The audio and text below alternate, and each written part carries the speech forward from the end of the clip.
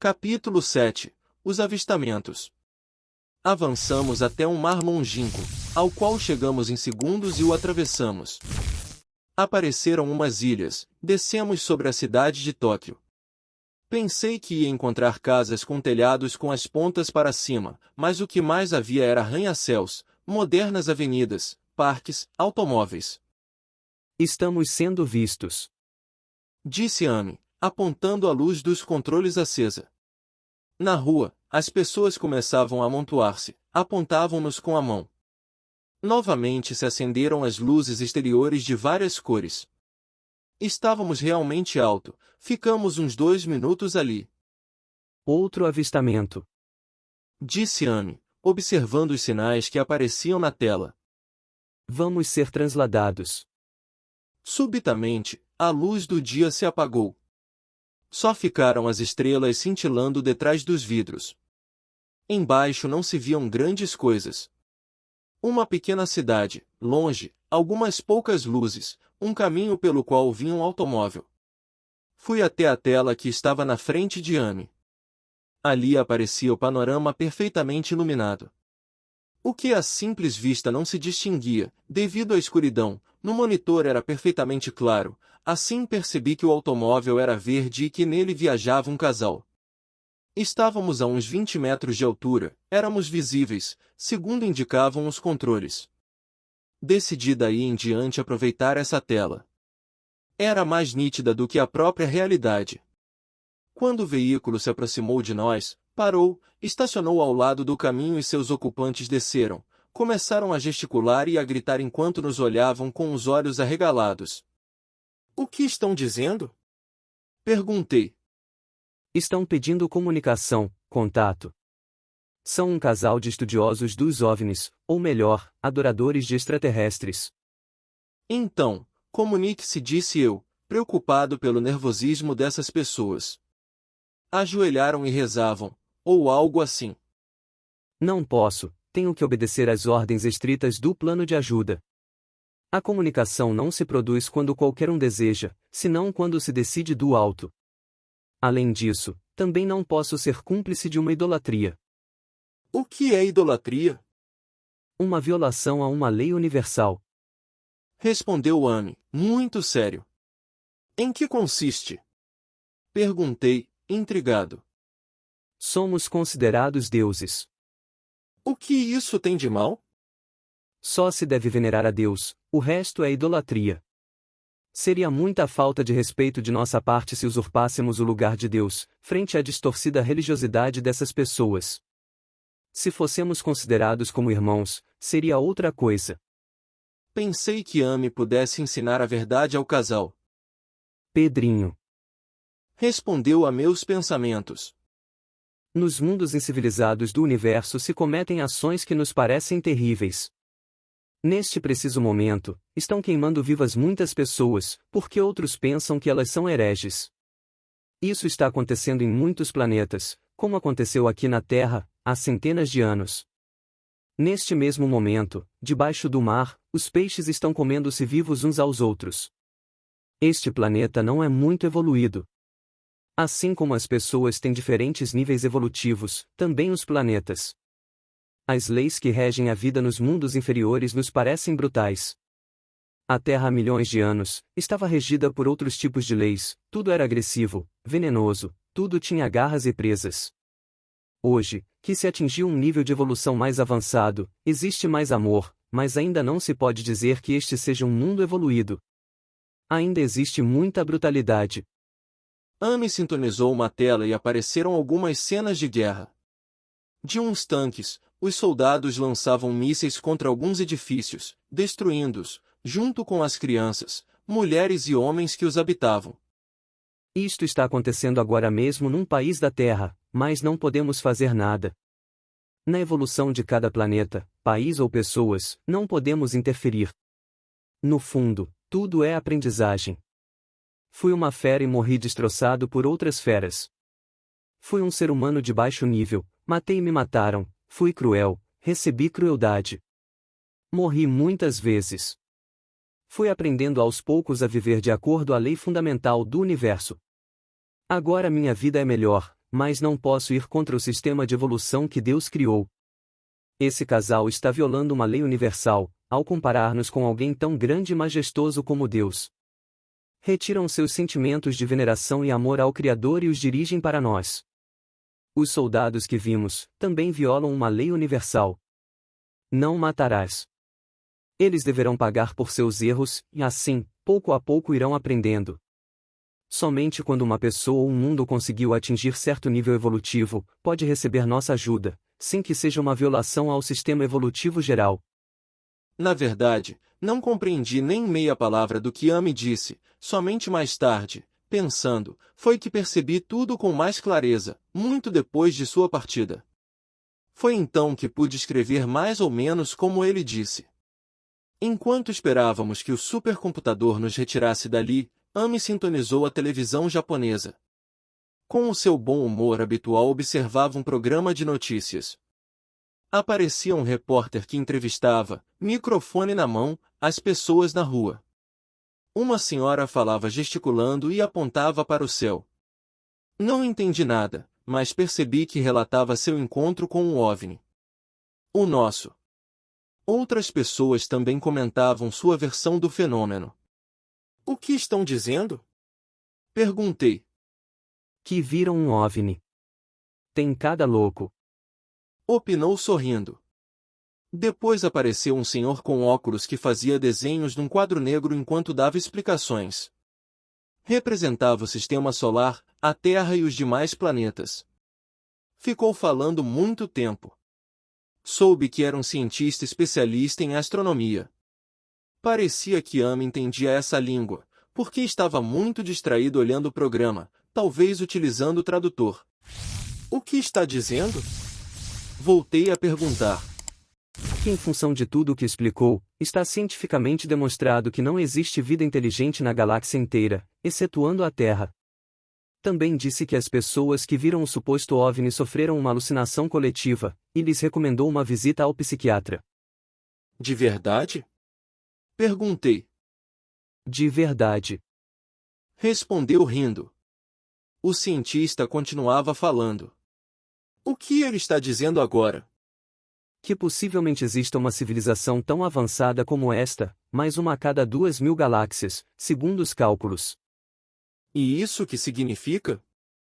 Que quando ele souber que somente nesta galáxia existem milhões de civilizações, o coitado vai ficar louco, pior do que já está. Rimos um bom tempo. Para mim foi muito cômico, escutar um cientista dizendo que os OVNIs não existem. E eu olhando o programa de dentro de um OVNI. Ficamos aproximadamente 1 hora naquele lugar, até que a luz da invisibilidade se apagou. Estamos livres. Então podemos continuar passeando? Perguntei. Claro. Aonde você gostaria de ir agora? Deixa eu ver. A Ilha de Páscoa. Lá é noite. Veja. Já tínhamos chegado. Ilha da Páscoa? Exatamente. Que rápido! Você acha rápido? Espere. Agora olhe pela janela. Estávamos sobre um deserto muito estranho. O céu estava muito escuro, quase negro, exceto pelo brilho azulado da lua. O que é isto, Arizona? Isto é a Lua. A lua? A Lua. Olhei para o que pensei que fosse a lua. Então isso. Isso é a Terra. A Terra. A Terra. Lá dorme a sua vovó. Estava fascinado. Era na realidade a Terra, tinha uma cor azul claro. Pareceu-me incrível que uma coisa tão pequena pudesse conter tantas coisas grandes, montanhas, oceanos. Sem saber o porquê, apareciam imagens arquivadas em minha memória, recordei um riacho da minha infância, uma parede coberta de musgo, umas abelhas num jardim, um carro de boi numa tarde de verão. Tudo isso estava lá, nesse pequeno globo azul que flutuava entre as estrelas. De repente vi o Sol, um astro longínquo, mas bem mais incandescente do que na Terra. Por que se vê tudo pequeno? Porque aqui não existe uma atmosfera que atue como lente de aumento, como lupa. Por isso, na Terra se vê maior do que aqui, mas se não fosse pelos vidros especiais desta nave, esse pequeno sol queimaria, justamente porque não tem uma atmosfera que filtre certos raios que são nocivos para você. Não gostei dessa visão da Lua. Vista da Terra parecia mais linda. Era um mundo solitário, tenebroso. Não poderíamos ir a um lugar mais bonito? Habitado? Perguntou Amy. Claro. Mas sem monstros. Para isso temos que ir bem longe. Mexeu nos controles, a nave vibrou suavemente, as estrelas se esticaram, transformando-se em linhas luminosas. Depois, pela janela apareceu uma neblina branca e brilhante que reverberava. O que está acontecendo? Perguntei um pouco assustado. Estamos nos situando Situando onde? em um longínquo planeta. Temos que esperar uns minutos. Por enquanto, vamos escutar um pouco de música. Amy tocou um pouco nos controles. Suaves e estranhos sons encheram o recinto. Meu amigo fechou os olhos e se dispôs a escutar com prazer. Eram todas bem diferentes das que eu havia conhecido até então. De repente, uma vibração muito baixa e sustentada chegava a fazer vibrar a sala de comandos, depois uma nota agudíssima soou, o silêncio durava alguns segundos. Depois se escutavam notas rápidas que subiam e baixavam, outra vez a mais grave que se agudizava aos poucos, enquanto uma espécie de rugidos e alguns sininhos mantinham um ritmo variado. Amy parecia em êxtase. Imaginei que conhecia muito bem aquela melodia, porque com os lábios ou leves movimentos de sua mão se adiantava o que escutaríamos logo. Lamentei interrompê-lo, mas não gostei nada daquela música. Amy, chamei. Não respondeu. Estava muito concentrado nessa espécie de interferência elétrica de um rádio de onda curta. Amy, insisti. Oh, desculpe. Sim. Desculpe-me, mas eu não gosto. Claro, é natural. O desfrutar essa música requer uma iniciação prévia. Vou procurar algo que lhe pareça mais conhecido. Tocou outro ponto dos controles. Surgiu uma melodia que me agradou. Imediatamente, tinha um ritmo muito alegre. O instrumento principal tinha o som parecido ao da chaminé de um trem a vapor a toda velocidade. Que agradável! Que instrumento é esse que se parece a um trem? Meu Deus! Exclamou Amy fingindo horror. Você acaba de ofender a garganta mais privilegiada do meu planeta, confundindo sua voz com o barulho de um trem. Desculpe-me, por favor. Não sabia. Mas sopra mesmo bem. Disse, procurando consertar a situação. Blasfemo. Herege. Fingia, puxando os cabelos. Dizer que a glória do meu mundo. Sopra. Terminamos explodindo em gargalhadas. Aquela música animava a gente a dançar. Para isso foi feita. Disse Amy. Dancemos. Levantou-se de um salto e começou a dançar batendo palmas. Dance, dance. Animava-me. Solte-se.